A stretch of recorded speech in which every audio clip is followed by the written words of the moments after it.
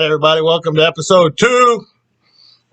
Thanks to everybody that watched the first episode with our boy Mike. Been pretty cool. Received some good feedback on it. So thanks for everybody for watching, and let me know that. I mean, if it sucks, it sucks. Let me know. I don't want anybody to lie to me. But today I got my buddy Tom. Most of you probably know him from Cardiac Arrest. He was also in Dog God back in like early '90s, and also Severed, which was I think mid '90s or something like that, if I remember correctly. But Tom's been around, since the beginning of the whole underground thing, pretty much. So, Tom, thanks for joining me, brother. Okay, yeah, man. Thanks for having me. Hell yeah.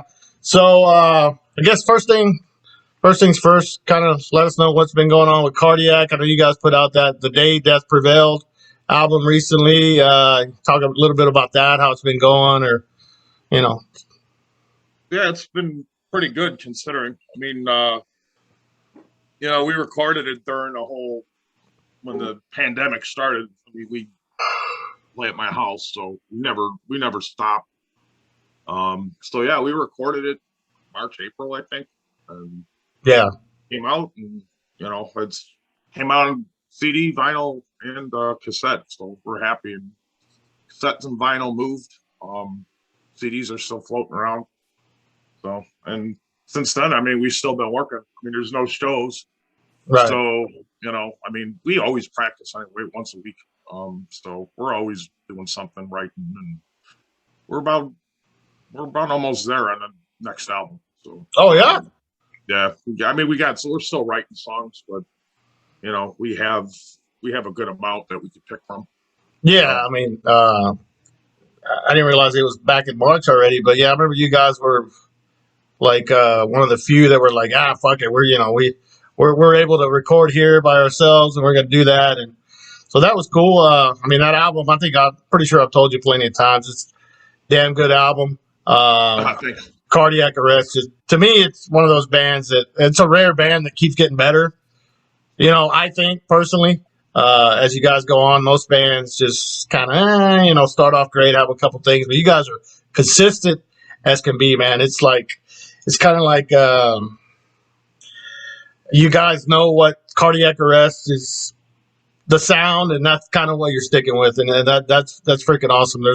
To me, I think that's great. There's no sense in trying to branch out and do whatever, because it's just consistent pounding death metal, man, and it's fucking awesome. So it's cool that you guys are still doing that. Oh, thanks, man. Yeah, we just like what we like. I mean, we play what we like to hear. Yeah. Mix it up. Adam's a little different than I am. As far as what we grew up listening to and stuff. And, but it's just, and, David brings the whole thing, and Nick, our drummer, he's kind of like he was always a black metal, so he brings some different things, and I don't know, it just works. And I think just staying together, I mean, this lineup, I mean, I've been in the band 15 years now. David's 16 years. Nick is the new guy, and he's got 10 or 11 in now. So damn, really? I didn't realize. You keep playing with the same people, you're gonna be consistent. You don't want a revolving door lineup. Yeah, I agree. I mean, if you have the same people and you don't ever quit, don't ever stop, or don't ever take any time off, it's it actually shows when you can tell when a band's been together a while. It's like you know what you're gonna get from that band, which to me is good. Because that's the way it works. And you mentioned Adam. I know Adam. I think he started the band back in like '95 or something like that. 97, I think. Yeah, it was like 16. It was 16. Wow. Wow. Yeah. Back when Adam, I don't know if you knew him then, but did he have a skull all the way back then?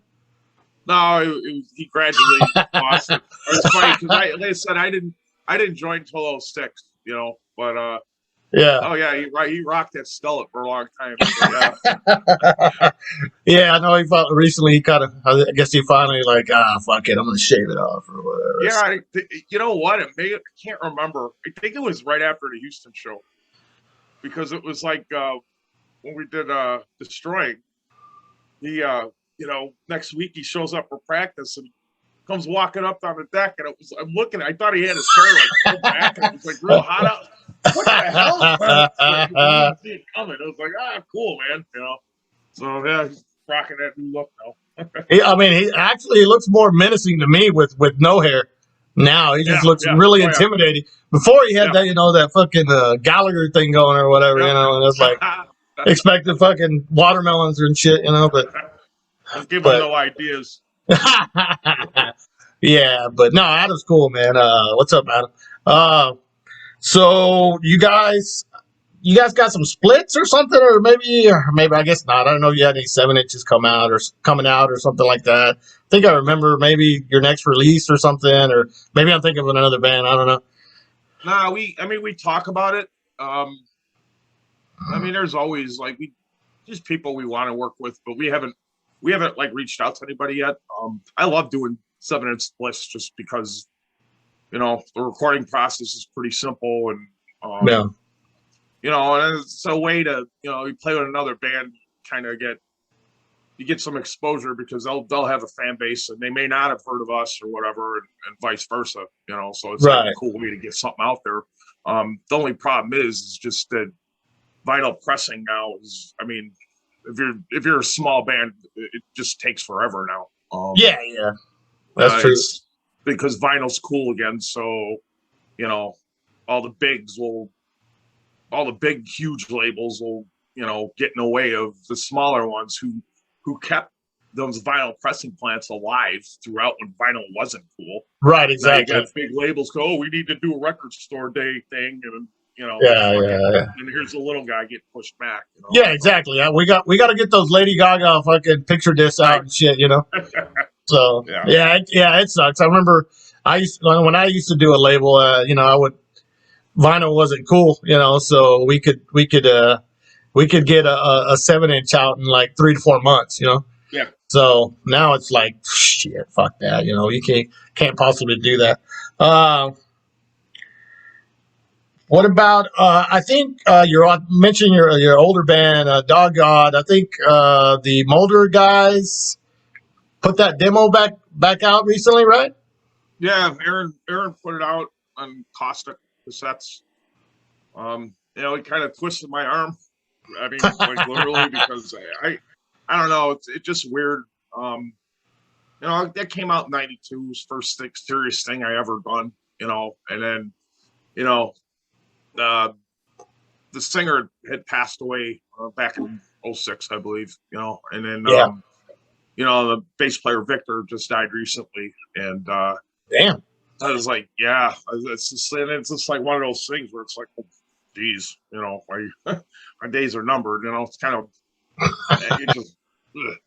So but Aaron, I really want to put it out. All right, fine. If we could find something and get it cleaned up, because it was a pretty crude demo.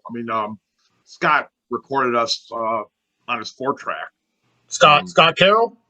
Yeah. We have a real long history, because at one time, Dog God was like 3 ex-members of Cyanide. But everybody still got along. So it was just one of those. It's the way Chicago is. So Scott recorded us back then, but I had no like master recording. Neither did he. But Aaron, man, he gets shit done, when he wants to do something. The kid's got a lot of drive. What's that? The spirit of youth, man. Yeah, I used to be like that. Yeah, me too. But so we put it out. Actually, Al Fammon's going to put it out on CD with a live. I got a couple of live shows that. Oh, really? That's badass. Yeah, I got them on VHS, and Aaron transferred them. Pulled the audio. Sick, yeah. We had a lot of songs we just never released. We never released that second demo. Yeah. Mark Riddick did the artwork for that. Nice. I have it somewhere. I'm still looking for it. It's at my parents' house somewhere, and that's why we haven't done that on the CD yet, because I'm trying to find like old flyers and all that. It's just hard to do. My parents were real weird about the COVID thing, and right. I said my job never stopped. I've been out traveling and working. I had no lockdown for me. I was all over the place, and I didn't Yeah. catch a shit. Or if I did, I don't know it. So Yeah. it's like people gave us shit that we were getting together practicing every week, and it's like, Yeah. we remember. all work in public jobs. None of us had a lockdown. We had to work. Right. And so our justification, well, if we got to work, then we get to fucking practice every week. So yeah, none of us got. Yeah, no, that's cool. I was the same way. I was, working all the time, so. But it is what it is. So CD on famine. Al, I'm gonna need a copy of that, Al. If you watch this. Like I said, I gotta get my ass in there, but it's been kind of difficult. Just Yeah, I hear you. So when I was at my parents' around Christmas and I found some stuff. I was like, okay, cool, and I still know there's more somewhere in that basement in my parents' house. So just getting over there and looking for it. So trust that'll me, be something. We had a lot of songs that just were never recorded. So right. It's live recording. It kind of sucks, but it's just like something that people want it. It's there. Yeah. So. Well, maybe after Aaron is done mowing your lawn, he can go kind of look that shit up for you or whatever.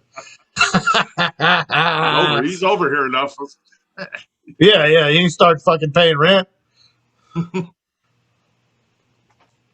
So, but yeah, no, that's cool. That's awesome. And Severed, weren't you gonna put that stuff out too at one point? Yeah, it's kind of a touchy subject. Oh shit. Okay. We'll skip it. We'll skip. It's not like bad, but so Severed is still in existence in a sense. So the singer from Doggone was also the singer of Severed. Right. But he had left and I took over on vocals. So it was always me, and then the bass player, Vinny, was in, prior to that, he was in Impulse Manslaughter. Prior to that, he was in Screeching Weasel. And then Screeching Weasel? Yeah, he's on the first record. No shit. Which they made fun of him because I think he wore a Slayer shirt for the band picture. They hated metal, and he was a metalhead. So I think I have that album. I'm gonna have to look at that. Yeah, that was. I think he's Vinny Bovine on that. Vinny Bovine. Basically, he left Severed and wanted to come back, and we said no, and then he kind of had a problem with us still playing. Yeah. And you know what? We're actually good now. Because I kind of didn't talk to him for many years, and I finally reached out to him, and I don't talk to him too consistently, but it's just, I don't know. He's got some high up friends, and it's just like, if I put this out, I'm going to get sued. And yeah. It's that kind of thing, and I don't know. He seems like pretty okay, because I had mentioned that Cardiac's going to kind of do a cover, and we may record it. He's like, oh yeah, that'd be cool, so I think he'd be okay. And yeah, that sounds like you're gonna sue me for it. It's not like we're gonna make money. I'll give you 50 copies or all of them. I don't. Yeah, I mean you're on a show with me. I mean, come on. Right. So, but yeah, that was like there was a drummer issue, and I played with him for a long, long time. Yeah. And it's just kind of a weird story, but we started playing with another bass player and another drummer, and it just, to me, wasn't the same. So I stopped doing it. I just, it's there, and I'm cool with the drummer again. And the whole thing was, I'm like, dude, I'm not coming down to the city to play. I got my own place. I said, you got to come here if you want to play. Right. And, so we'll see. And then, like I said, COVID happened, and that's just all. I mean, I'll work with the Cardiac guys, but I can't get too involved. I'm not too busy, man. I mean, that job is like I put in long hours, it's just hard to balance everything. And I'm I know stuff too, so it's like, gotta, it's not just me. I gotta, make my wife happy, so. And your dog. Yep. Yeah, he's happy that I'm home a lot more now. That's awesome. Well, cool, man. So it's like, I think told everybody just to kind of let's talk a little bit about. We'll go into talking about some of your favorite recordings and Sure. talk a little bit about them, and we'll discuss it and see where it takes us. But if you want, you can go ahead and get started with whatever you got, man. Okay, so we'll start with the reason I play metal. Nah, just kidding. Trying to be funny. Hey, yeah, no, that's good. You better take that. Your wife's gonna fucking kick your ass if you fuck that record up. Well, it's That's probably actually yours. mine. No, I don't. I listen to a lot of stuff, man. I know. I'm an '80s kid. It's just, dude. You get these like people, and it's just like oh, death metal. You don't Right. start. You don't start with death metal. You don't just like you evolve to that. We kind of had a path. Right. And it was like you don't just like okay, one day I'm just I hear Cannibal Corpse, and now this is my new. Oh, you kind of worked up into that. Or at least we did. I don't know. Right. Well, I mean, but nowadays, death metal and stuff and it's not as, it's real accessible, obviously, nowadays. So some kids could probably jump into it now. But yeah. I mean, obviously, you were around pretty much death metal was in its, infancy. You know what I mean? So I wasn't. It wasn't there when you were very beginning. A lot of people like to say that. And there's some that were, but no, I was probably in that, I guess second wave. I did the tape trade and then right. A lot of, but I wasn't like there from the, I didn't get like a copy of Mantis. Right. No. Yeah, neither did I. But you were in there when in the. But what, like our buddy Brian said, the glorious times. You know what I mean? Right. Right. When all the bands were putting out demos and it was all fresh and new. So yeah, that's absolutely. Cool. But yeah, I mean, when we were like 8 or 9, I mean, we weren't listening to fucking Bathory or whatever. You know what I mean? It was it was fucking Priest or whatever. So I was listening. This is what got me started. Kiss. Love Gun. Well, so I mean, I bought a lot. Alive 2 was like the first album I ever bought. What is it with that album? Just, a lot of big gatefold, and it's just like, oh my god! And then right around that time, the TV, the Phantom of the Park come on. I mean, I was a little kid, but it was like I remember that. These guys in makeup. So, oh my god, this is amazing! Yeah. So yeah. my mom luckily listened to music. She didn't listen to like anything like really good, or I guess, but but it was like, so I'd go to a record store with her and she'd let me pick something out. I'd find Kiss records or whatever, and can I get this? And she'd get it for me, so that was cool. Yeah.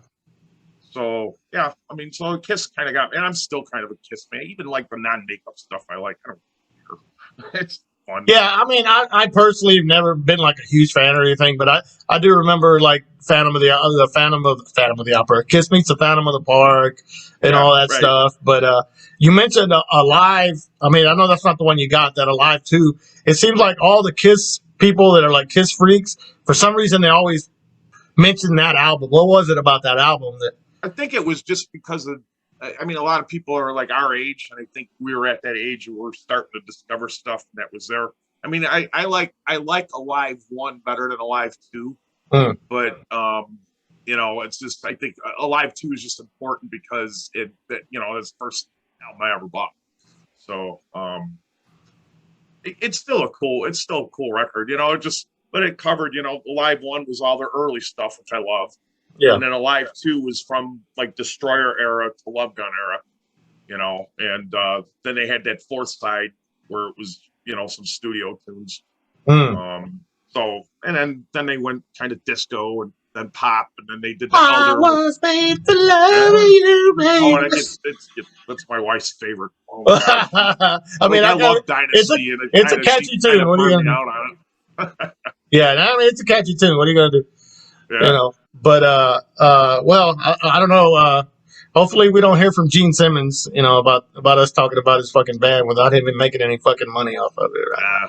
Right? I'll throw him the 10 cents or whatever. He's he'll Uncle Gene. He's fucking Uncle take Gene. I don't think he'd mind. Well, he'll fucking take it though. He'll take that. He'll take that 10 cents from you. All right. So then into some evolution. Yeah. And this is still my favorite album by them. And I know some people agree with it, and they've done better stuff. But again, this was the impact it had. And it was mainly like, with my mom taking me to the record store and I see this cover. Oh, yeah. Yeah. And it was like, I had to have it. And I did. And I won playing skee ball at an arcade. They had a number of the B-shirt, So yeah, they're still very important to me. I still really enjoy it. Like, we saw them live and I joined a fan club so I could get like some decent seats and, we had a really good time. And they were so good.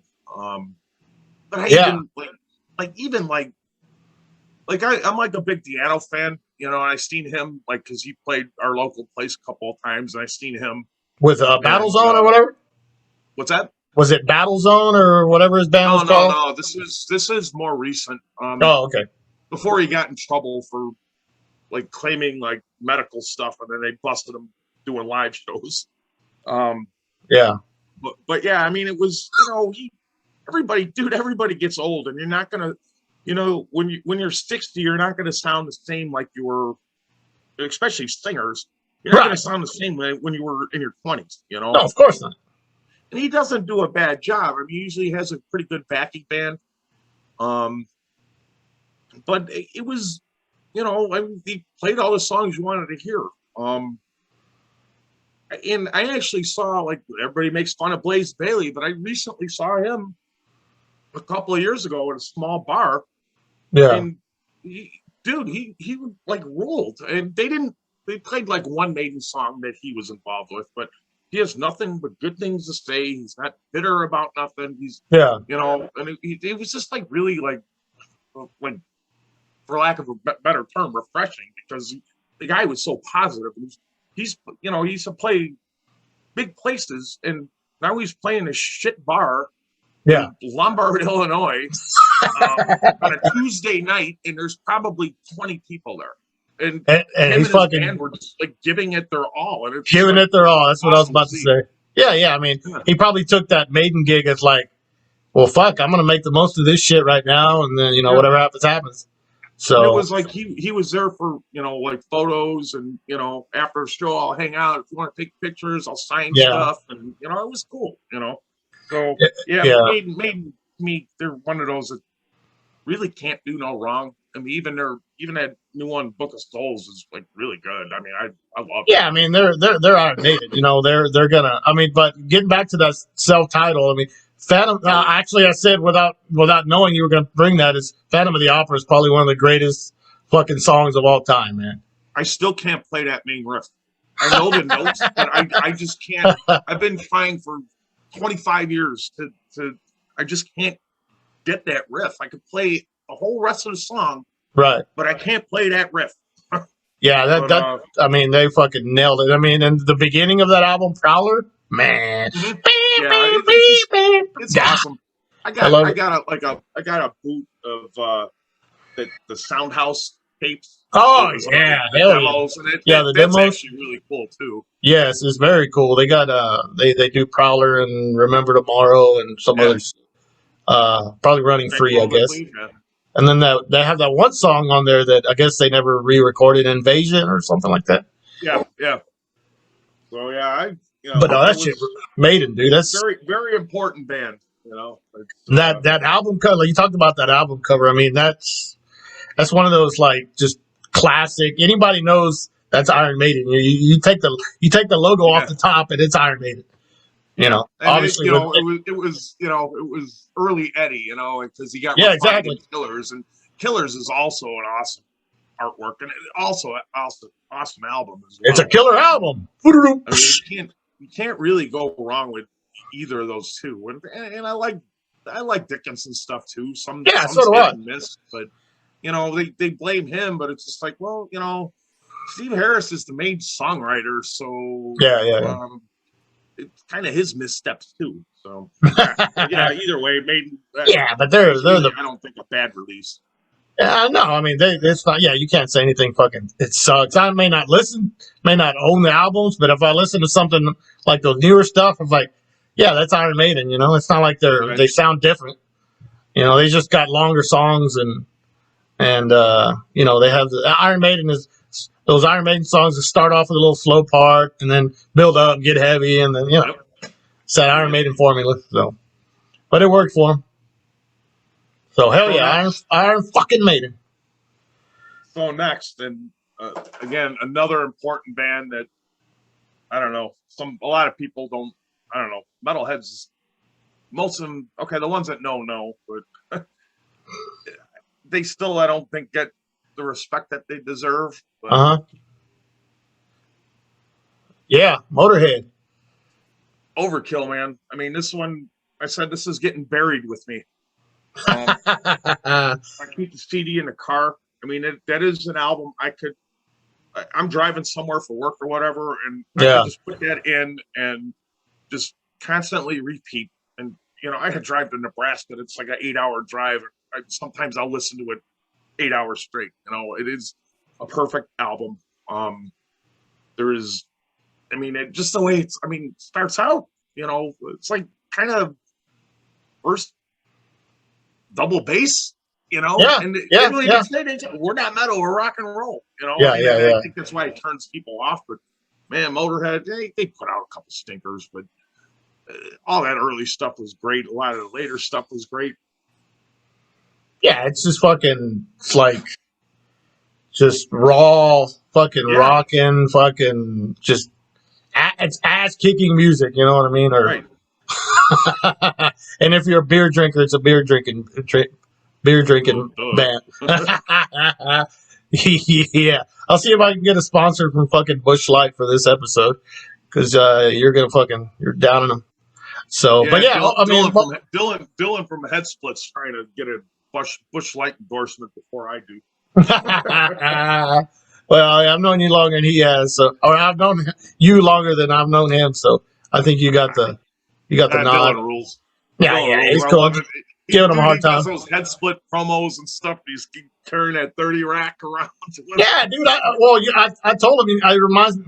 Remember those at the end of those combat videos, like Major Mayhem or whatever. Yeah. Like that's what that shit that he does reminds me of. It's like, hey, you fucking wimps or whatever. You know what I mean? That's exactly. Go get your Slayer Live and Dead albums or whatever. That's exactly what that reminds me of. So it's cool that someone his age is like, has that. Is doing it right, basically. I guess. Yep, absolutely. So it's cool. And all right, that's enough fucking Dylan talk already. But yeah, anyway. I get sidetracked. Dylan's cool, man. I actually asked him. I asked him to come on here, but I think he's fucking scared. I don't know. We'll see if he watches this. Comment below, Dylan. Whenever this, tell me you're going to be on here so we can. So yeah, Motorhead was like again a big band for a lot of us, and and when Lemmy passed, it was like, oh man, but even when Fast Eddie passed, right. I was sitting there one day and I'm just thinking about it. It's like they're the first band where it's like, that classic lineup, all of them are gone. There's no other band for me that somebody passed, they carry on with, but it's like what these three guys did, and now all three of them are gone. Yeah, it's weird. Whoa, it's kind of like mind blowing to me. Yeah, it's weird. It's weird. It's weird. Yeah, I remember seeing. Whenever Fast Eddie passed, somebody, the Ace of Spades cover that has all three of them on there. Whatever, they posted it like without them on there, so it's like fucking trip, man. It's kind of like the Ramones. They're all gone now too, So yeah. It's fucking just weird. It's weird. And then, and I got that. I bought that Yeah, I'm a box set whore. My parents didn't want cyanide, but I had to get that Ace of Spades box set. I Yeah. kind of didn't because I got like 3 copies of it, you know, in Right. various formats. But it's just like I waited a little bit, and I'm like, fuck it, I'm getting it, you know. And I did, and I'm glad I did because there's a lot of live stuff on here. It's really cool. Here, take my money. Take my money. Yeah, yeah. And well, speaking of take my money, we'll go to the next thing. I think I know where this is going. Yeah. Hell yeah. I knew that was coming.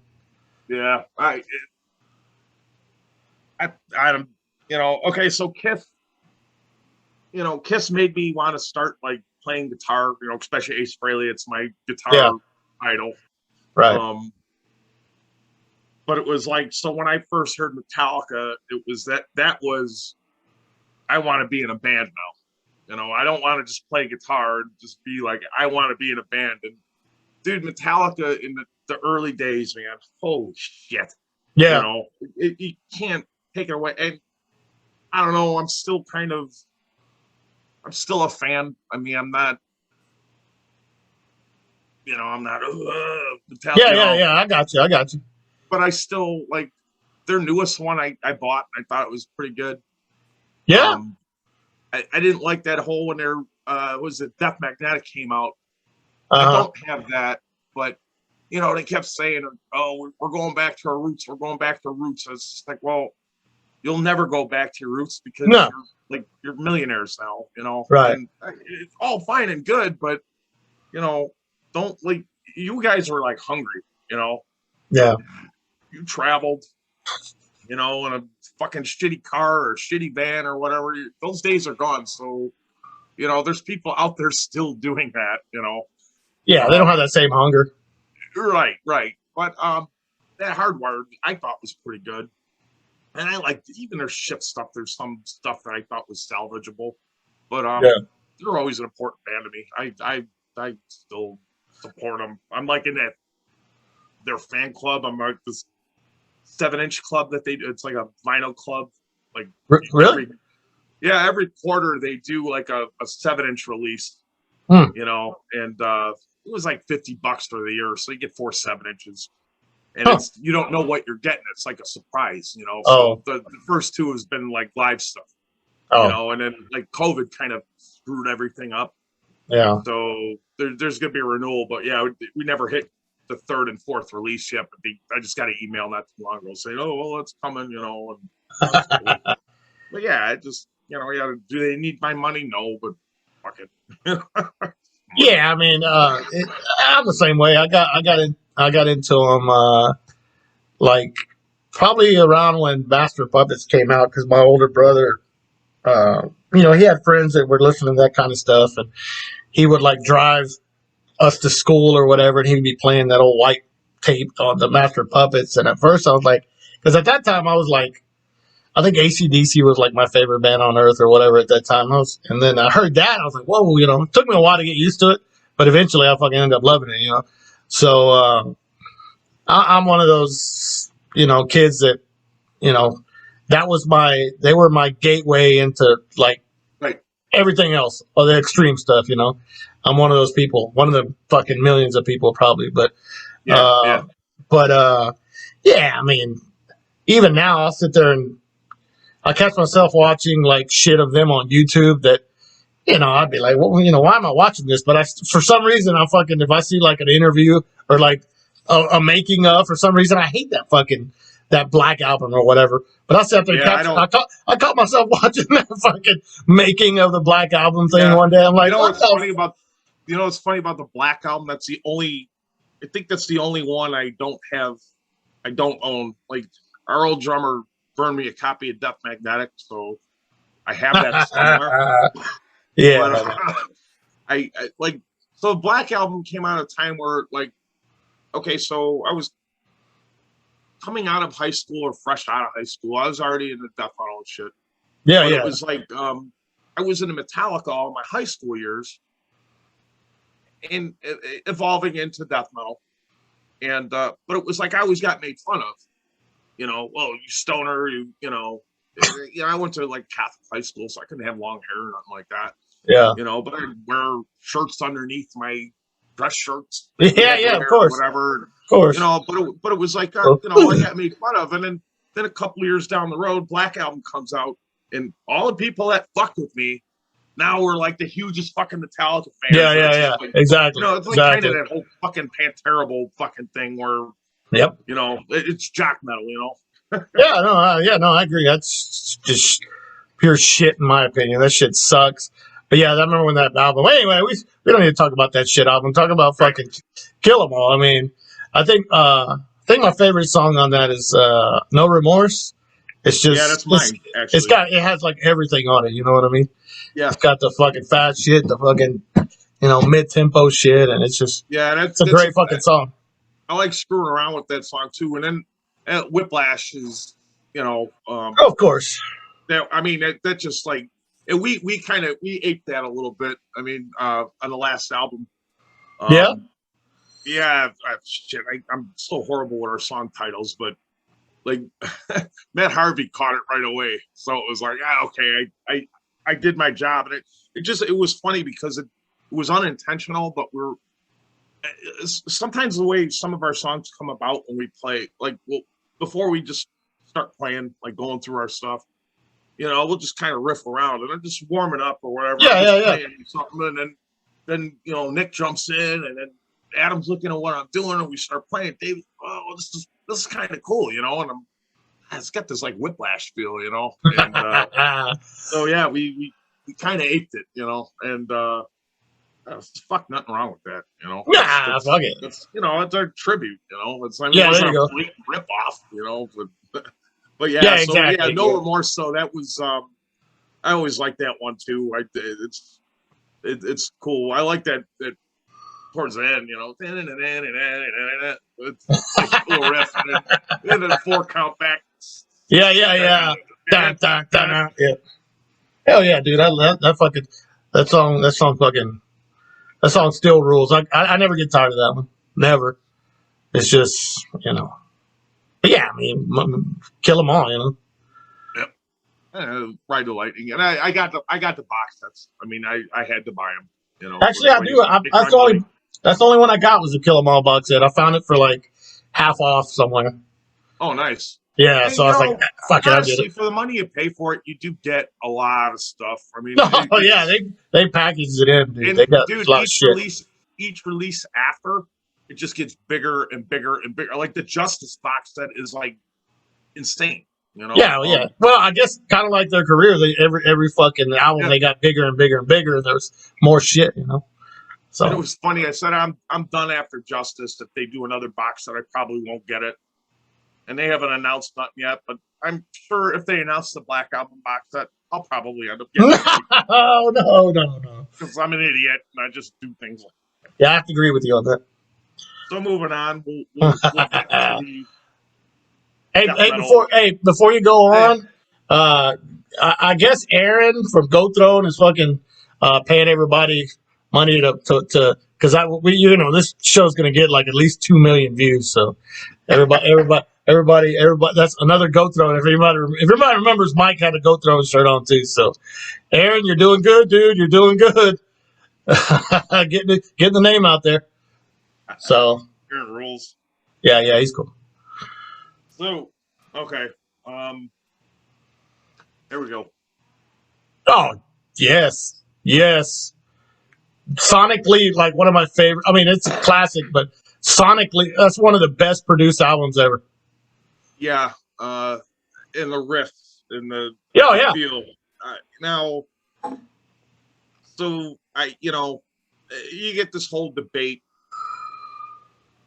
because I thought about, should put, Hellhammer. No, that had bigger impact because I really heard kind of Hellhammer after I heard Frost. Right. I mean, and I had like I traded and I had like a lot of like rehearsals and all that. Now it's like sonically, bands didn't want to, like, we put rehearsals out there to get our name out, trade stuff and whatever. Yeah.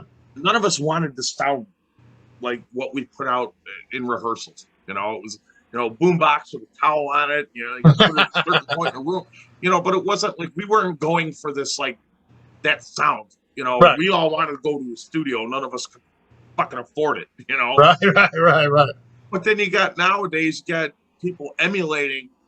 Oh, we're gonna put out this shitty sounding stuff. Yeah. That's what they did back then. So, yeah. So when I heard Morbid Tales, it was like, oh, yeah. Shit, Yeah. That's always gonna be. That's always my favorite. I mean, Frost is weird. That and shit, why can't I think of the damn title now? They had the EP, The Emperor's Return. To Megatherion? Yeah, there you go. Thank you. Yeah. I'm blanking. That was good too. And then after that, I started going. I didn't like Into the Pandemonium that much. Yeah, I don't really care for it either. A lot of people are like, not for me. Yeah, it was too weird. Now all of a sudden, Cold Lake's cool, and it was like when I saw that video for the first time, I'm like, what the fuck just happened here? We didn't have the internet then, so news didn't travel like it does now. That video was like a black and white video with like I just remember the shot of them three playing like I think it was three guys playing the guitar or whatever. That fucking weak ass riff and like, oh my god. Yeah, it's horrendous. It's so bad, and there's people. Oh no, it's actually a good album. Just misunderstood. No. Yeah, I said that last week. That band sucked. I mean, that album sucked then. It sucks now. It's always gonna suck. So. I am not looking for a copy of it. I don't want it. No. Well, what if they put it on a box set? What if they make a box set out of it? Well, you know what? He tried. Well, they were gonna do reissues, and I think even he said, "No, this ain't coming out." Well, I'd have to look it up, but he's I know there was some controversy. He's like Heavy Top Warrior right now though, because he's doing the fucking Triumph of Death or whatever. He's back. Yeah. Heavy's cool again. Yeah. I met him briefly because. A little bit. Yeah. It was nice enough, I was kind of. I don't want to say like starstruck, but I don't want to bother him either, But I was introduced to him and shook his hand and when you were allowed to shake hands. Yeah. But it's quiet. Nice to meet you. It was cool. But I don't like. I'm not real into the like the monotheist stuff and then whatever. Right. I mean, you can do their like kind of reunion thing or whatever. But the thing that bothered me about so like all that early stuff was tuned to E, right? And we're real low tuned. Yeah. But playing when they did the reunion or whatever, they down tuned. Yes, they did. And it sucked. It doesn't sound right to me. No, me either. Tuning down does not automatically make it heavier. Correct. It's how you play the riff. Correct. So that was a fucking ass kicker. Just like I said, the same first Obituary album. Yeah. Was tuned to E. Right. It's heavy as fuck. Yeah. I was listening to that earlier. Down-tuned a little bit, and it's just like, I'm not the world's biggest Obituary fan. I love the first one. Yep, same here. I like the Incomplete too, but that Celtic Cross, man. And yes, I'm saying Celtic, not Celtic. Yeah, that's the right way to say it. I don't care what anybody says. It's the right way to say it. Celtic. It's Celtic. Yeah. Celtic. You get pretentious. It's Celtic. Yeah. You say the Boston. Okay. You say the Boston Celtics. No. Yeah, no. You say the Boston Celtics. Yeah, listen to Uncle Tom, everybody. He knows what he's talking about. Just like with the fucking. Tom, that's bad.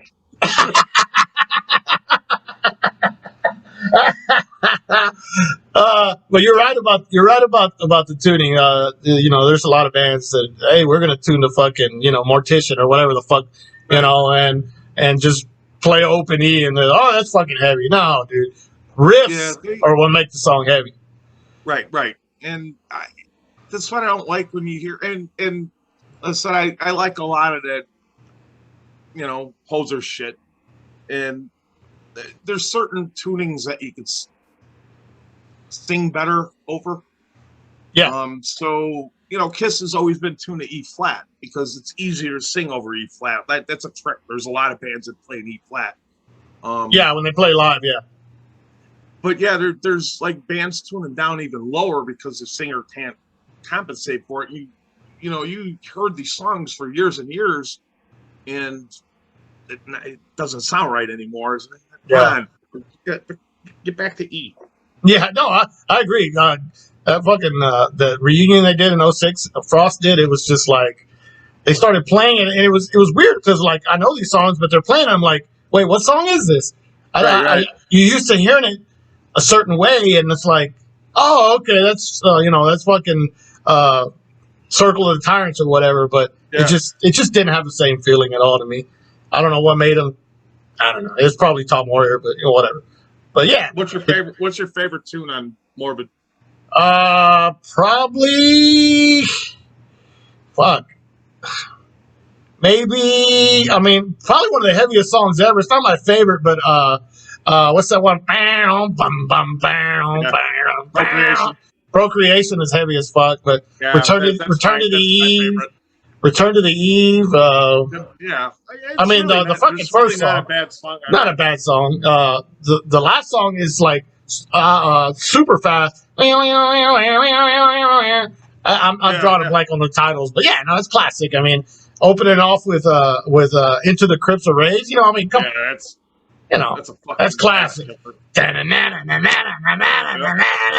Ooh. Yeah, we gotta have the ooh. Gotta have the ooh. So I wonder how many times he's heard that before. Lots of us Chicago heads rip off the ooh. Ooh. Yeah, actually, actually on Maiden, Paul Di'Anno did oohs on Killers. Yeah. He did ooh. So, but yeah, I mean, he's not known for that, but obviously, he did it. He did it first. But yeah, dude, fucking Frost. And so the next one, which is accused of being cross ripoffs. Oh, yeah. What's up, Dave? Yeah, Dave. I got a big Slaughter flag hanging up on one of the walls on the side over here. But yeah, I think that fucking album is just intense from front to back. I mean, yeah, dude, it fucking kicks ass. The guitar. I would go ahead. You talk. You're talking about it. It's just insane, and they had those like the dual vocals. Yeah, we only did it. We did it live once, and I forgot where we did it at, but we did. You got the Death Dealers. Incinerator. Oh, okay. I thought you got the Death Dealers. Incinerator. We did Incinerator. Adam did the Dave part. I did the Terry part in the vocals. That's it. And dude, it's just fucking album rules, man. Yeah. It's insane. Not a bad song on there. We're still thinking of maybe doing something else off of that.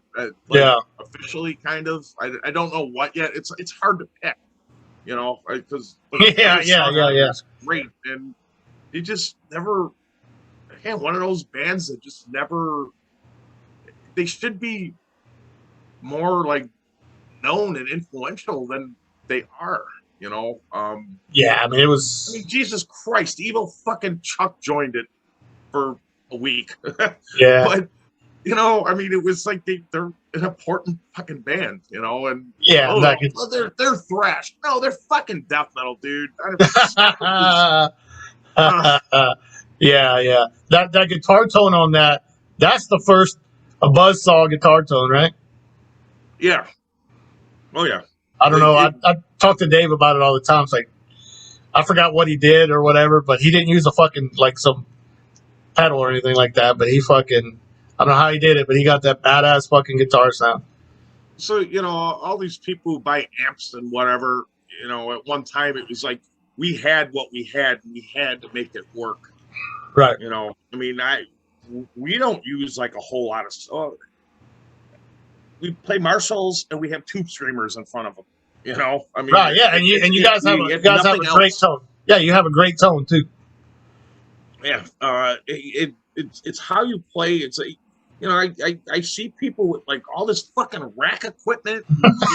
You're spending. I mean, I spend money on it because I buy some like older Marshalls when I can, when I come across them and whatever. And but each one I have a 78 JMP. I have a 1982 JCM 800 and like a 91 900. Damn. And each one of them a little different, but it's me. Yeah, exactly. And that a lot of people don't understand that. It's actually who's playing, how you're picking and all that is a huge part of the sound. I couldn't play somebody else's song and I could use the same exact gear and it's not going to be the same. It's not going to be the same. No, yeah, you're right. Come up with your own thing. Don't try to ape some. There's 10,000 versions of a fucking heavy metal pedal now, so people could sound like Entombed and Carnage and yeah. All we need was that it's an easy thing to do, but you got all this like boutique shit that I'm going to pay $400 for some custom made pedals. So it's like, come on, it's like. Yeah, no, I'm the same way. I mean, I'm no fucking musician or anything, but I plug straight in. I'm too dumb to have fucking 400 pedals or even 2 pedals. I have 1 tuner pedal and I can barely use that, so. My whole thing is like, if you pay like, $2,000 or whatever grand for a fucking head, you should not need to put anything to make it sound like tougher or whatever, You pay a lot of money for that. It's a lot of money. That's a great point. That's a great point. So, I mean, I used to play straight in, but I like the Tube Screamer because it gives me a little more dirt on the few times I do leads, Right. Really yeah, well, that's different. You're doing leads. Yeah, so it gives you a little more dirt. Yeah. But yeah, Slaughter, man, they it's like ahead of the time type of stuff, Well, what is that? It's just like, what were they? And it just, 3 guys just fucking playing and just raging out.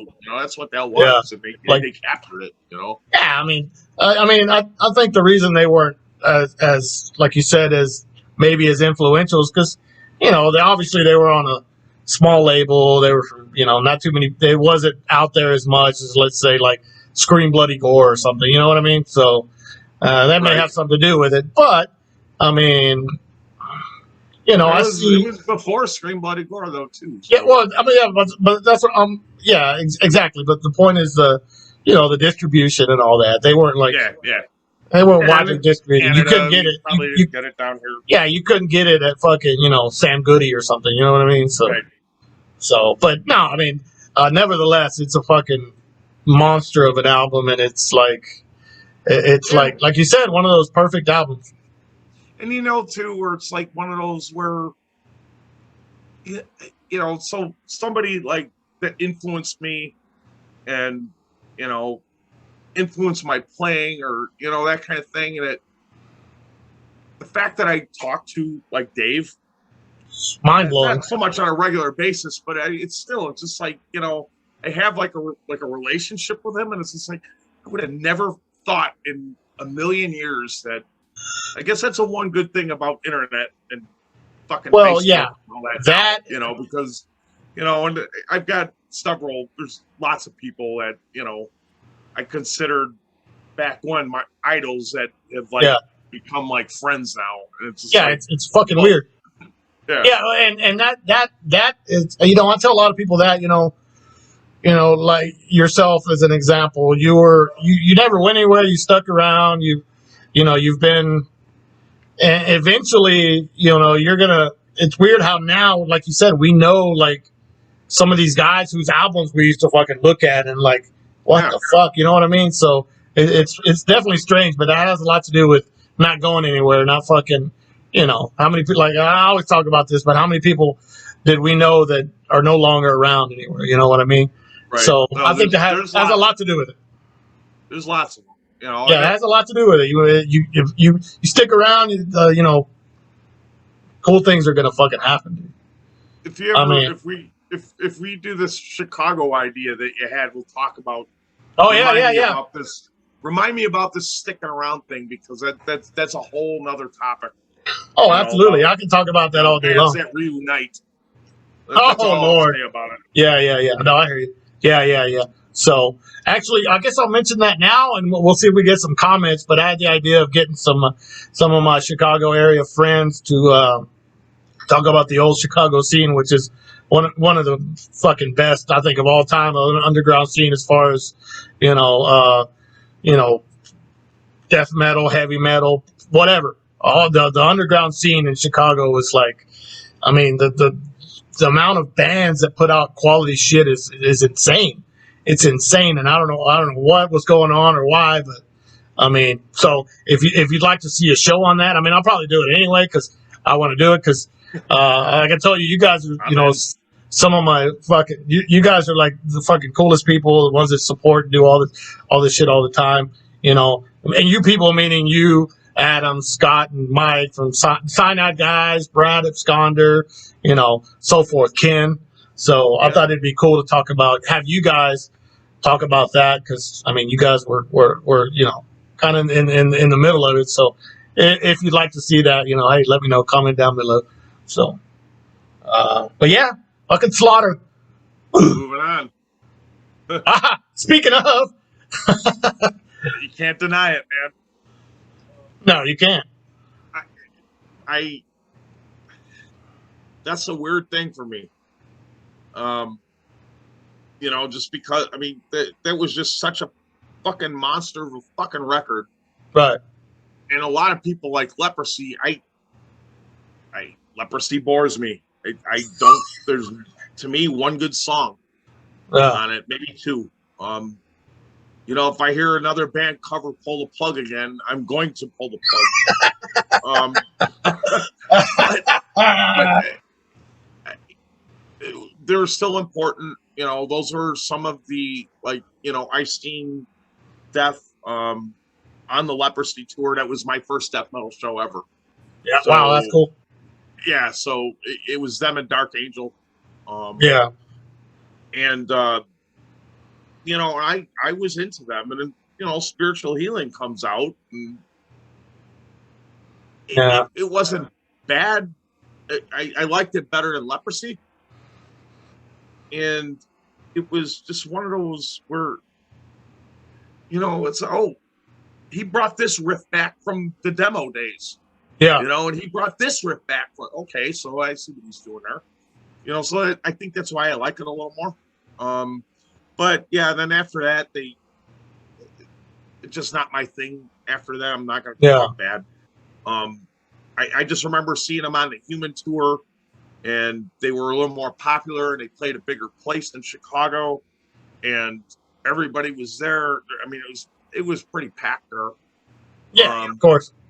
But they opened the show, and they did the intro riff to Land of No Return.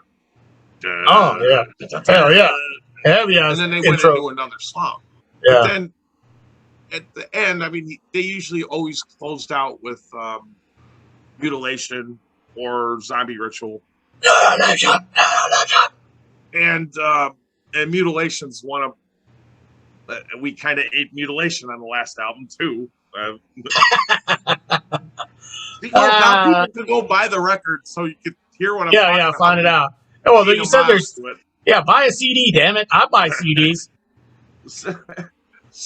But yeah, it was like, I just remember at the point where they were playing either Mutilation or Zombie Ritual, and I'm like all headbanging. For some reason, I decide like I'm gonna look up, and I'm looking at the crowd, and nobody knew what they were fucking doing. Oh no! It was just like they wanted to hear this. The new album, a lot of and it was. They should. I wish they would have just changed the name. Call the band Human. Don't call it Death, because you're not Death anymore. and I got a lot of stuff. I just don't. It was very talented. He was very talented. Good player. It's not what I wanted to hear. I want to hear mutilation. I want to hear sacrificial. I want, yeah. That's what got me. And Reefert and fucking drums. Yeah, I mean, he fucking his. I'm glad he's on that album. And I posed a question the other day. I wonder what I saw that. What Leprosy would sound like with him. Well, he was actually invited, to stay in Death because at the time Chuck moved around. He left Florida and he went to California and he went back to Florida. Then he went to Canada and joined Slaughter. Then he came back to Florida and then went back to San Francisco area, and that's where Reefert. Because like one of the demos when he was out there, Eric Brett he was in DRI. Kurt Brett's brother from DRI. Yep. He played on one of the demos, But so he goes back there, he finds Reefert, and they record the mutilation demo, and then they got the Spring Bloody Gore, and When Chuck was moving back to Florida, they said, "Chris, you want to go with?" And Chris wanted to stay there, and so there wasn't like a bad breakup or anything like that, because you always hear about this, how Chuck was this or that or whatever. Whatever, it doesn't matter. But it's just Spring Bloody, man. I mean, there's no filler on that. It's just kids like playing their hearts out, and they're in a fucking studio and they're just fucking ripping it out, Reefert was probably shit. He probably wasn't even 20, I think, at that time. I don't know. He may have been. I think he was slightly older than Chuck, or maybe really. Chuck was slightly. I don't know. They were both kids. They're both teenagers. Yeah. It's insane. But but I mean, Scream Bloody Gore to me. I mean, obviously we got Autopsy because of it, which right. Fucking Autopsy, right. To me, Severed Survival is what maybe the second Death album should have been, or something like that. It seems more of a better move. Oh, there we go. There we go. That album is just unbelievable. I love Autopsy. Pretty much every release. I mean, there's not a bad release. It's hard to pick what's your favorite. Right. And maybe my least favorite, I shouldn't say, and it's not meaning bad. I still like it. You just you pick up other stuff before. Unspeakable didn't grab me. Which one? And Accident Unspeakable. Oh, okay. Yeah. You know what? You're right. I think I mean, it's good. It's not a bad album, but I think I know what you're saying, because it was like something was missing. I don't know. Yeah, it was just weird, and like a lot of people say Shit Fun. That was the last album, and you could tell it was like kind of evolving into what Abscess became. Yes, and I love Abscess just because it's punked out death metal, and it's the way Severed was. We were just like kind of had that edge to it. And it was just gross. But yeah, I mean, I love Autopsy. We were lucky enough to play with them a couple of times. In Chicago. Would have loved to do the last, because that was the last show many of us were at in Chicago. It was right before COVID hit. Yeah, I remember. Like Eric, man, can I use your head? I brought my head for him and stuff. Wow, they're just great fucking guys. There's no fucking. That's another band that should have been huge. Yeah, it's weird. Yeah. And they're getting their due now, but I mean, they should really be like that, like Cannibal Corpse level, or Deicide's very popular, or they were, but they should have been at that level. Oh, I agree. I agree. But they did things their own way. They, like I said, they're not gonna like sign their lives away to tour and have to release what a label tells them to. So that's good in a sense too.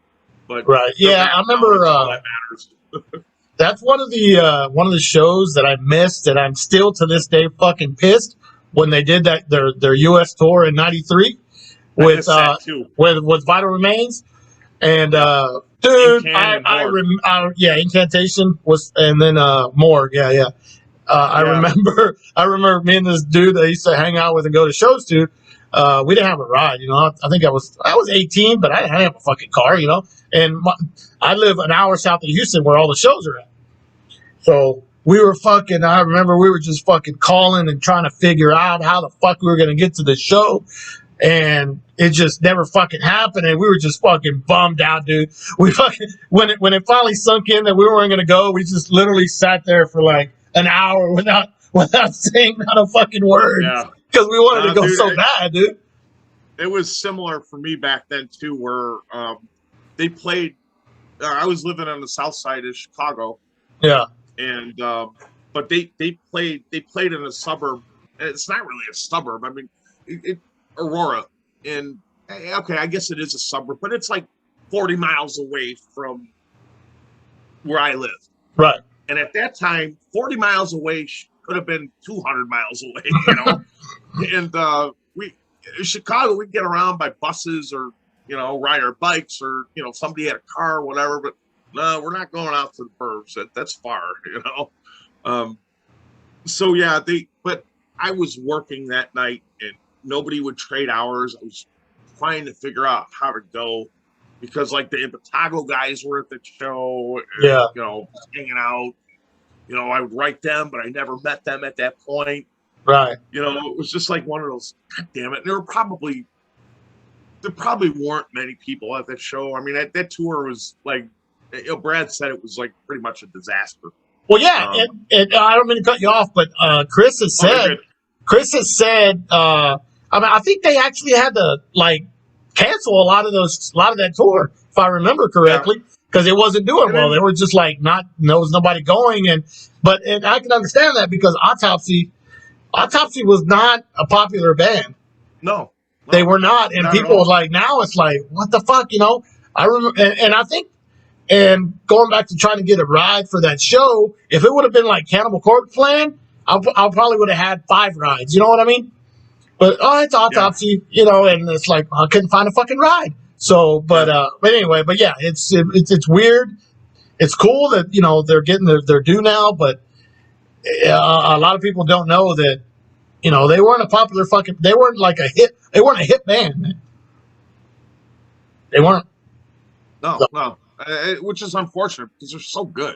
I mean, I like, I'm not blowing smoke up anybody's ass. I mean, they're like my favorite death metal band ever. I mean, well, if anybody asks me what's death metal, it's Autopsy. Yeah. They're really not a bad release. And as I said, I'm not a big fan of Act, but it's still great. I mean, right. I have the album. I have the gatefold and all that shit. But yeah, it didn't grab me. I've got everything. Pretty much everything they've done. Yeah, it just didn't grab me like the first 2 did. And it's like the whole thing too, where I had said earlier, where again, another band I idolized growing up, and now I'm friends with them. Where I get random texts or whatever. Yeah. I mean, it's just like, there's how, it's me. That's like so fucking cool, Yeah, it's weird, because when we were seeing them play when I was younger, these guys in these bands were like maybe 4 or 5 years older than I was, but I saw them as like these fucking these gods. You know what I mean? Yeah, it's fucking weird. And now it's like, well, I'm 46, they're like 50, so it's just crazy. The I guess when you're 17, you're 21. It's a huge fucking difference. But yeah, back then, because you could drink. You're 17, you could. It's like I say, oh goddamn, shows are so expensive now. Why the fuck? When I was a kid, oh wait, I couldn't drink when I was at a show. Yeah. That saves you a lot of fucking money. Okay, so only one I don't have on mind. So. Right. I can't see it. Move it over to one side or something. What is it? Oh, okay. I see it. Ulcers of Madness. Fuck yeah. Yes, sir. Morbid Angel is this album. It just fucking just knocked you on your ass when it came out, and I saw. I bought. We had a local place that we talk about. You probably heard us talk about Cruising Music. Yeah. I seen this, and so this is like the original earache version. Yeah. When Eric would put bonus tracks on there. And I saw this cover, and I had to have it. I'm in high school. I got a job. It was a shitty fucking job, right? You don't make any money. But I seen this cover because it was an import. This CD was $35. That's a lot of money when you're a high school kid. Fuck yeah, dude. So it was like the money I got for lunch for high school, to eat lunch. I would like not eat lunch. So right, save it up. Go and buy this fucking album. Yeah. And, yep. I mean, the Morbid Angel was like, at one time they were just so untouchable. They had the attitude. They had it was like, Jesus Christ, these guys are fucking gods. And I got Altars. I love Abominations. And I know the whole thing, just a demo. No, it wasn't. It's not a demo. It was a fucking album. And I love that one too. But yes, sick. I heard, I got this, but then I backtracked and I was able to got Thy Kingdom Come, which was probably the best demo that was ever put out. Yeah. Well, there's a couple other that get it's fucking it's up there. It's up there. Yeah. But yeah, Altars, man, holy fuck. I mean, it was from the first snare hit. It was precise. It was just so. I mean, it was like these guys know what the fuck they're doing. Right. It's not like this. I mean, they're musicians here. I mean, it was just so fucking heavy and evil. Yeah, I mean, that's Pete Sandoval in 1989, fucking untouchable. His drumming on that album. Yeah. Sandoval, 89. There's a whole bunch of stories about, because Terrorizer existed, before, yeah. Prior to that, and Morbid basically aped them. And, Dave Vincent, I should have grabbed the country 7-inch, y'all. Yeah, he's a country guy now. Yeah, but fuck that guy. Yeah, I had to buy it. I just had to. He signed it too. But yeah, the Terrorizer. I love Terrorizer. Always have. What were they before Terrorizer? Majesty. Is that their Majesty before they? Terrorizer, yeah. It was Majesty, or no, Majesty was a different band, but I think they were called like Unknown Death or something like that when they first started. Terrorizer. Well, the Terrorizer name came from Master, right? Yeah, and a lot of people may not hear that, but if you listen to Terrorizer, their Master riffs sped up. Yeah, big time. Yeah, so they were heavily, and guess what? Chicago, but doesn't matter. But yeah, no, I mean, I love like World Downfall. Yeah, it was great, but it was like, why is David Vincent in there? You weren't part of. Yeah, just I mean, you had 3 Mexicans in the band. You're not. You're not from LA, David Vincent. Dude, we got to play with Terrorizer. The Pete one, or the what Oscar I call the real one, the one with Oscar. Yes. Oh, that's the one to see. Yes, and Leon Del Muerte plays with him, and he's a friend. But it was just like weird because like Oscar came up to me. Like when we were loading in at the show, and he comes up to me and just, "Hello, I'm Oscar. Nice to meet you." And I was like, "You're Terrorizer." Yeah. Yeah, yeah, yeah, yeah, Very down to earth. yeah. It was a fun show. Yeah, I don't like the other Terrorizer. It's sad that No, they have to like do sneaky. Where Terrorizer L.A. L.A. Yeah, yeah. But that, When to me, that's I mean, it's Oscar. Oscar's been in Terrorizer since the beginning, and right. Yeah, and I mean, he was the one of them. He was the main songwriter and all that shit. You know, yeah, or one of him. He and Jesse. props to him with the nausea stuff too. That was cool stuff. Oh hell yeah, rules. But yeah, but Altars of Madness, dude. The photos on that. Just I remember looking at those when I was like, whoa, you know, Yeah, with Trey with the blood and all that. You know, it's like what the yeah. See, fuck. my CD doesn't have the blood on there. I don't think. No, but he's playing that Red Iron Bird. But I saw another. Like I don't know if it was a reissue or whatever, but yeah, there was the one where he had the blood all over his like arm and Yeah, you know. yeah, yeah, yeah. I had the tape, so maybe it was on the tape. I don't know. But it was funny when they played her for the first time. Um, we were talking about this online the other day, where it was like we were trying to figure out the dates because the first time they played here, they played it was them and they Master played, Oh wow. and that's when Paul was still here, and Paul had Aaron, the drummer, who was in Abomination, and then Jim Martinelli was in Burnt Offering, and the opening band was a band called Demented Ted. Oh yeah, I remember that man. Yeah, so but it was like, what are they doing on this show? But there there were maybe 50 people there, 60. I don't Yeah, know. It's hard to like get a head count, but it wasn't that wasn't a it lot. wasn't packed.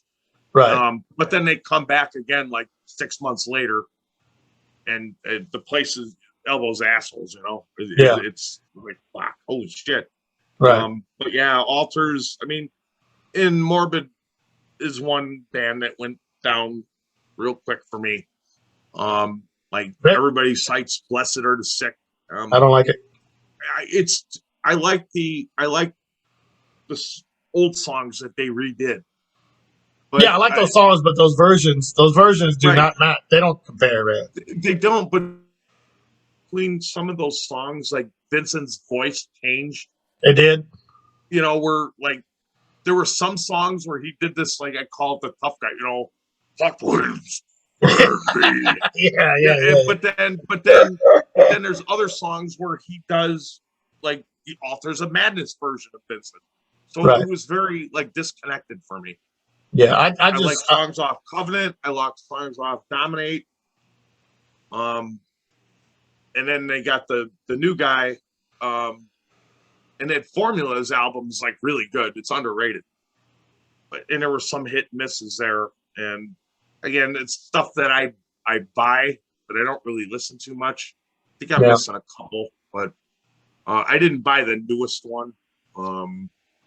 Whatever, doesn't matter. Nah, I mean you kept with it. I didn't. Now they're two bands anyway. Again, because there's, that's what you do nowadays. You got Morbid Angel and I Am Morbid. What? Gee, you guys are like 50-year-old, 60-year-old men. You can't get along just to go on tour and make some fucking money and make some people happy. You gotta have two of you now. Ask me which one I'm going to go see. I'm going to see neither one of them, so I don't give a fuck. Yeah, I probably would. And so we'll get to another one that will get buried with me in my casket. Oh, dude, that's perfection. I still call it, people argue with me, I still call it death metal. Right. I know they do blast beats, and they've influenced a whole ton of grindcore bands. I get that, but the lyrical content is all about horror movies and all that. So to me, that is death metal. And it's like the same thing where, I'm friends with Scott Carlson. Right. And, he was like big on me. So he lived in Chicago for a long time. And he worked at a store called The Alley, which was on the north side. and the alley had like leather jackets and pins and shirts, and it was like one of those kind of metal places. Well, they kind of branched out and they opened stores in malls. And there was a mall by my house. And one day I go in there and I'm like looking at this dude and I'm like, that's Scott from fucking Repulsion.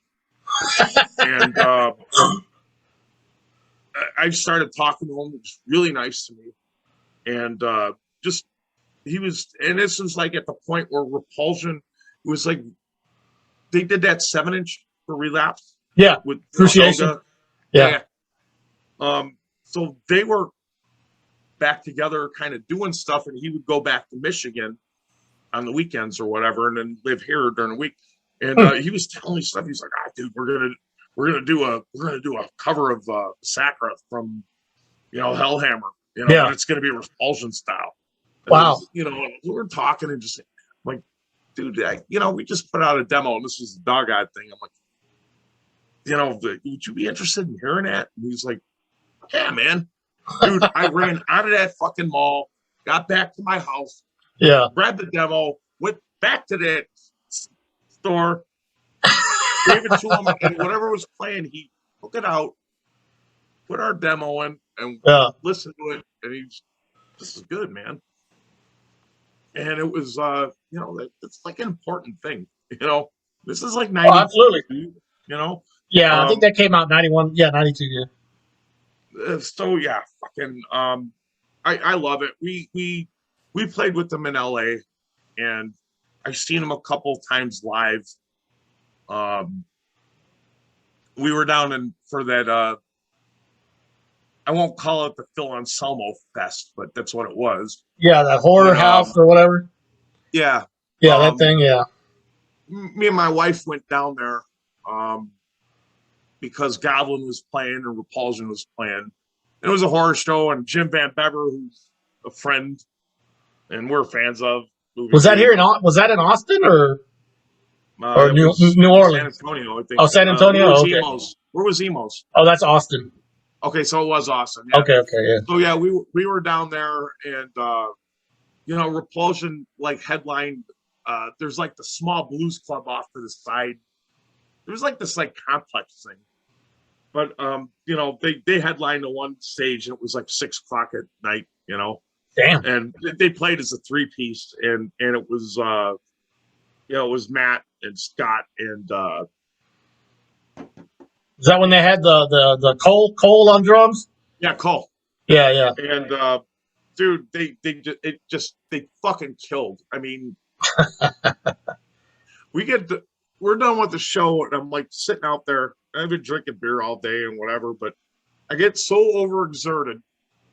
And Jill's talking with another friend of ours. She came down for the show, and I'm like kind of just sitting there with my head between my knees, And she's like, "What's the matter with him?" She's like, Jill's like, "Oh, he's gonna puke."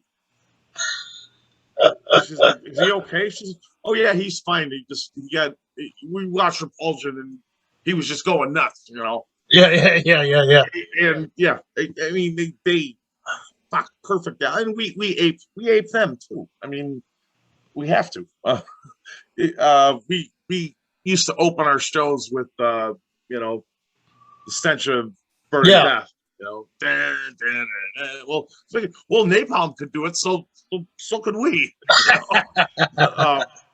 So yeah, we used to do. We'd open our show with Portal of the Damned, and that was off of. I think it was off of Vortex. We'd open our show that way, but we would do that intro, yeah. Then Nick, and then we'd go into our song. Yeah, so that's our little tribute. Repulsion, cool. Man, I just love them. And Midwest, Flint, Michigan, it should be huger than they were, but they, that album wasn't supposed to be an album. It was a demo, and Jeff Walker, Bill Steer said, "Oh no, we're going to put this out." And, well, I'm glad they did, because it's just killer. And yeah, I mean, it's almost sound like that, because they just captured what they were. Yeah, it's like one of those albums. Like, well, what's your favorite song? Well, today it's this, but tomorrow it could be another one. But that being said, I mean, I mean, that being said, was it Bottle of Dismemberment? And then, of course, the one slow song they have on there is just ridiculous. Black Breath. Oh my God, that riff or those riffs on that album, on that song. I mean, the entire album, but that song in particular. Oh my God, it's like one of those. It's one of those makes me want to fucking just run through the wall. It's like fuck. Yep. It's like that's what we do too. One of the things we ape, a lot of people ape the ooh, Yeah. But yeah, we do that. We're just fuck. Yeah. That's like, yeah. I mean, fucking, yeah. How do you? I mean, they're like, well, let's end our album with fuck, or a demo or whatever. That's just fucking. It's fucking just perfect, man. It's just and you know what? Relapse actually put out. I got that on CD. They put out like a double CD. Yeah, I bought that too. With all the double stuff, and like Steve-O from Otago did liner notes for it. Yeah, I have that. It was a really good put together package. I'm glad I got that. Yeah, no, they did real well on that. I got that, and it's got everything on it, So it's cool just to pop it in the CD player and go, because that's one of those albums. It's like once you start listening to it, you just can't stop. Yeah, it's a short album, which I like short albums. Me too. Because I got kind of a short attention span. Yeah, the older I get, the shorter it gets. There's some things that I could listen to, some like epic stuff. But yeah, that's just one of those where, I play it and I flip it, and it's just like I gotta play this again.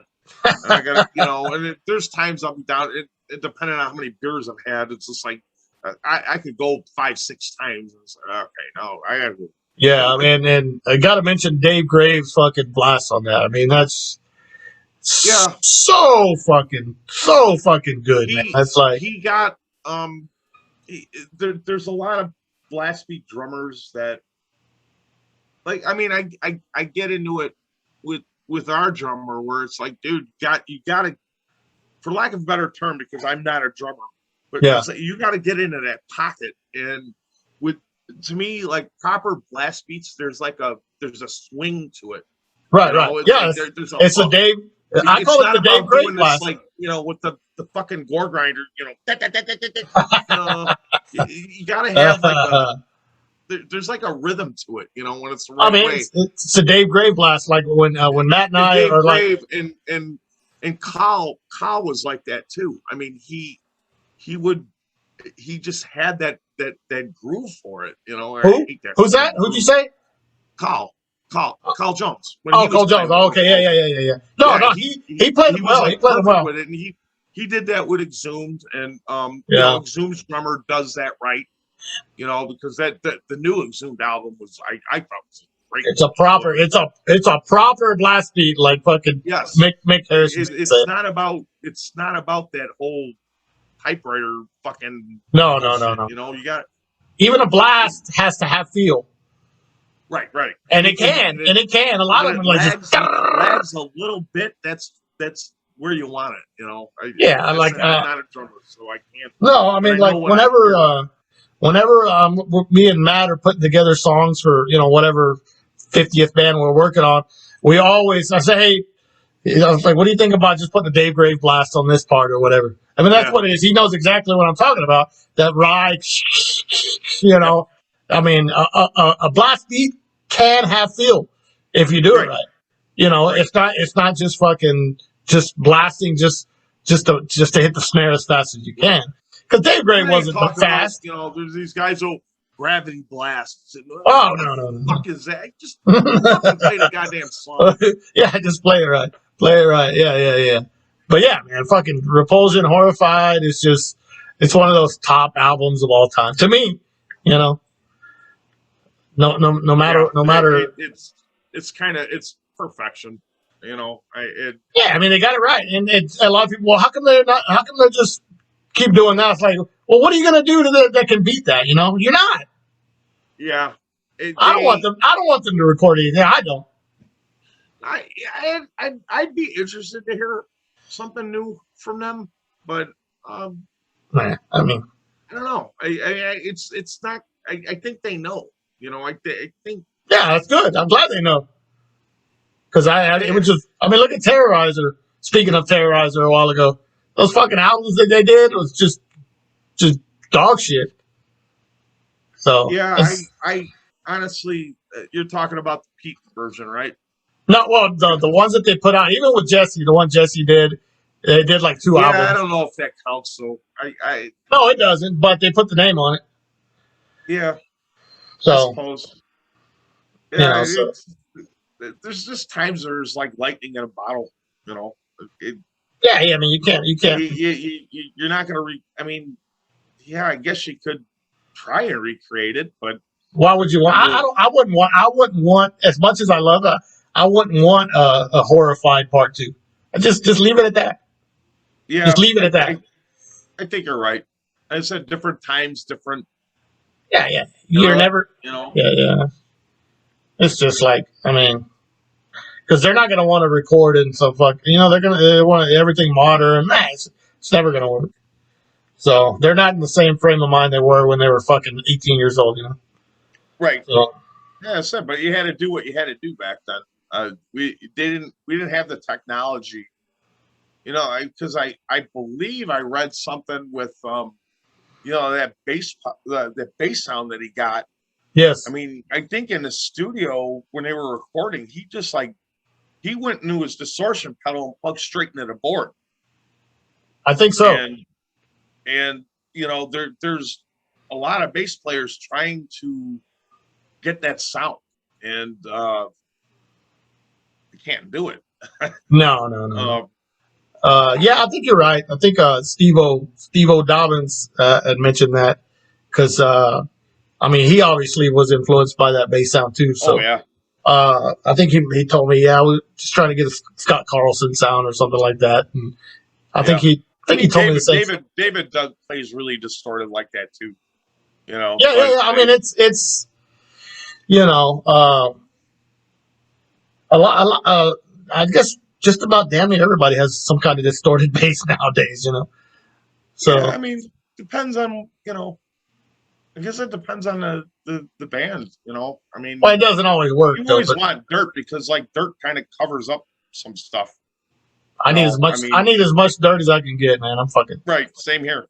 It covers up your mistakes. Yeah. Oh, great take. But yeah. Anyway, you got it. Was that the last one? Yeah, that was it. Oh, okay. I thought that maybe you had another one. But yeah, no, that's a great one. That's fucking Repulsion. Like I said, Black Breath. Fucking. Well, I can show you my little my from the Kiss album. I got the actual Love Gun that was the promo item. Oh wow, that's wild. Kiss rules. I'm sorry. All right, so I think you kind of got to know him, but recently we lost our buddy Wes Weaver from here in Houston. Guy was like a fucking he was not only known in Houston, but he was kind of known worldwide. A lot of people. Yeah, I think you brought up fucking Altars of Madness. He's on the fucking thanks list for Altars of Madness. A lot of people are barely finding that out. Because of what unfortunately happened to him. But yeah, man, Wes was massive. Growing up, I never grew up in Houston, but I always lived just south of Houston. He used to have a radio show called Sweet Nightmares here in Houston, and it was just underground. It was one of those underground, if you remember looking at those thanks lists, there was always a part for radio stations. There was always a part for radio stations, right? Radio shows. That shit was huge. That was our YouTube back then. He would play he and on that show, the guy that did the show with him, Bill Bates, who unfortunately passed away too. But they would play all the they would play demos. They would play all the new stuff coming out that you couldn't hear it. Obviously, they would get advanced copies. Being a radio show, and I remember hearing anything from. I heard the Incantation demo on there for the first time. when it was first coming out, and he was a huge fucking influence on a lot of people in Houston, and I know, and it was cool seeing how far his influence fucking reached. Because if you look online, it's like, people are like, hey, hey, fucking Wes and this and that. And I'm like, that's fucking cool. Because, he was one of us, and he like I said, he had the radio show. A lot of people know him for being an imprecation, back in the early days, which I used to see them all the time when I was a kid. And then, he had Infernal Dominion and Blaspherian, and guy was just like just super dedicated to the underground, scene. And he just, I was telling somebody, you want to leave your mark somehow, here, and Wes fucking did that. He left his mark, everybody, a lot of people know Wes is, and it's weird because, most people that are in this, their family probably have no idea of what's going on, and what goes on in the underground. To me, it's the only place where you can know people from around the world, bands from around the world, and you, like you said earlier, you're friends with people whose albums you used to look at. That shit only happens. That shit only happens in this in this scene. I think, like the underground metal, punk, whatever it is, so it was cool that I saw that. I mean, obviously I'd rather see it much later, but it was cool to see how many people, knew of Wes and how he influenced them one way or another. He was a super nice guy. Always try to help out however he can. I mean, he was a fucking riff master on the guitar. But like I said, always cool. I always, I owe them a lot for their radio show that got me into, knowing a lot of shit that otherwise I would probably never even know. Everything, like I said, from the early days of Incantation, Crucifier, you name it, all that shit. It was cool. It's like we would like have to tape a show back when you had to have a tape and fucking record the radio show on your tape and all that, and his show would come on late. It would be like fucking noon to 2, and I was in high school, so I would fucking try to stay up, and I'm fucking falling asleep. Then I would hear something like, oh fuck, it would wake me up right away, right? So it was cool times. I look back at those times like it's like wow, I'm glad that I had that opportunity to be able to have a show like that. A lot of people don't. Yeah. Have a show like that to make that it introduced me to a lot of cool shit. So Wes, gonna miss you, dude. Appreciate it, everything you did. So, and like I said, I know you had some contact with Wes, so I don't know if you want to talk about it a little bit. There back when there was all those, you had Sweet Nightmares. That was like one of the bigger ones, but there was some East Coast, like the college radio where you'd send your demo, and they play it and talk about you, and then like a couple weeks later you get in the mail, you get playlist. Yeah, they have to do the playlist thing that and hey, they played our demo, so yeah. I wrote to Wes several times, I'm sure. I gotta go through all my old letters. Those actually survive. Oh, really? Part of in my parents' basement. Yeah, I got a whole box full of letters from people, and a lot of the same people we talk about. Yeah. But yeah, I mean, it's just like he was like it was still true underground, and we talked back and forth on Facebook and shit, and but yeah, the first time I actually met him was when we did Destroying. And, yes. We're all sitting at the table. It was like you, Kaz, yes, Wes, just talking about stuff. And that was just like great. And I have like regrets because like Blaspherian played here a couple of times, and for whatever reason I couldn't go. Right. It was always like, dude, sorry, man. you know, I couldn't make it, you know. Right. And Right. Right. now I think about it, it's like, you know, Yeah. I mean. but you know, when we were talking the other day, and you know, I just found out what was going on, Yeah. and it was like, oh shit, you know, not another Yeah. one. You know, Yeah. we're losing too many friends. But it was like I told my wife, because I was pretty, you know, not that I was like best friends with him, but it Right. was like, you know, this shit hurts, you know. And Right. I'm like, you know, before going to bed, tell her about what was going on, and she's like, "Oh my god!" And I said, you know, I was just reading some of the stuff, and I'm like, "All right, you know, this motherfucker, you know, had multiple fucking heart attacks, and he's still. I know it's not good, but he's still fucking fighting." And I'm like, "All right, he's gonna fucking beat this," you know. And I wake up the next morning for work. I get up ass early, and I saw that he had fucking passed. And I'm like, God damn Yeah. it, you Yeah. know. And it just sucks. You know, I just like just the wish, you know, going back to that destroy. I wish I could have hung out longer, kind of thing, you know. And you know, we're losing too many people. It's Yeah. not good. That this one hurts. And you know, you guys in Texas, you're kind of like the same as Chicago. You know, there's just not enough recognition of the contributions of the many bands from Texas. And Yeah.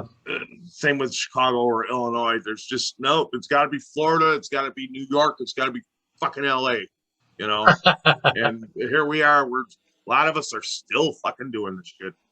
Yeah. And yeah, Wes was, you know, we'd say the old guard, you know, and he Yeah. was one of the original old guard. I mean, he was there from the fucking beginning. Um, Right. just real quick, we were talking about uh, Kiss at Destroying, and Yeah. he was just like, oh, dude, I was at a signing that Paul Stanley did for the solo album. He came down here, and it was like, you know, he was like, he wasn't wearing his like normal getup. He's like, it was like a really rare thing.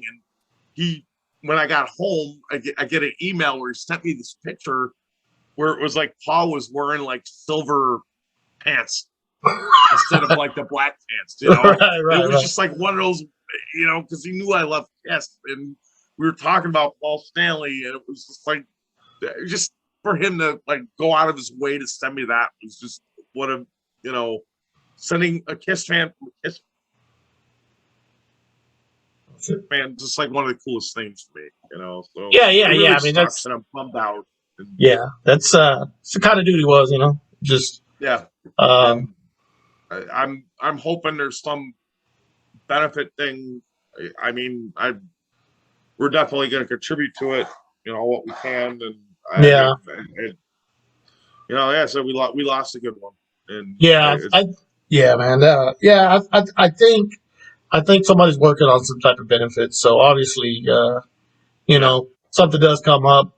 You know, I'll do my part, try to let everybody know about it because, you know, he had two young kids, and uh, obviously, hospital bills yeah, aren't fucking cheap or nothing, you know. So no. we'll try to help him out. Well, his uncle Paul says, "Pay to be born, pay to die."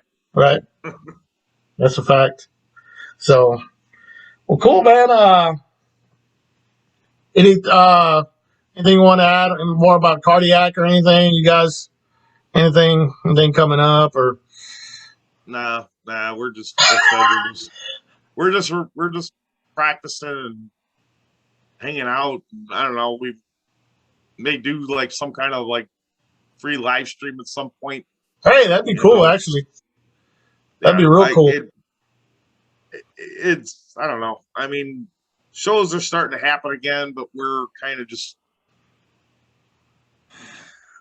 I don't want to do anything, and it's not because I'm afraid of anything. I just don't want to go through the hassle because, like, every state is different as far as their rules, and if Right. I have to fly somewhere, I don't want to deal with fucking airport bullshit, you know. So I'm kind of enjoying the time off the live thing. Can you grab me a beer, please?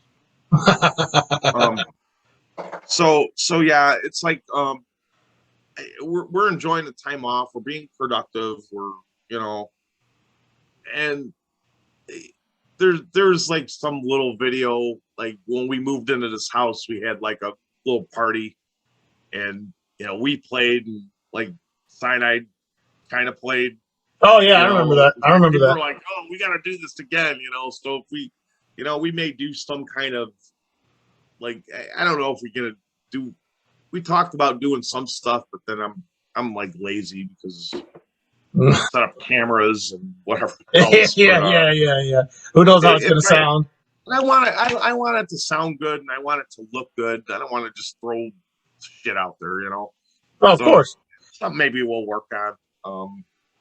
That'd be cool, actually. We definitely do like a local show when stuff opens up, especially Reggie's, because Reggie's always took care of us. So they're all venues are hurting now.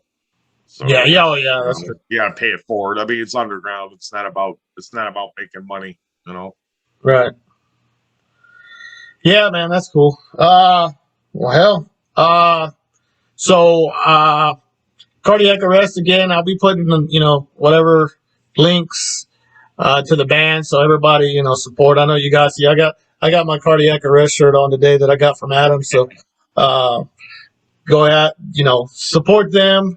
To me, I know I've told you I'm not just fucking blowing smoke up your ass, but to me, cardiac arrest is top tier death metal band right now, and you guys would easily fit in.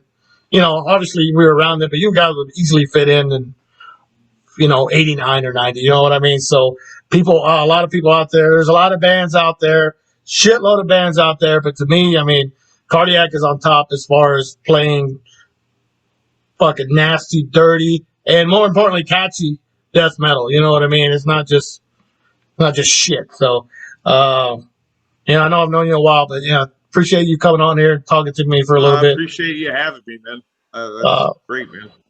Cool. So, I guess we'll end the show with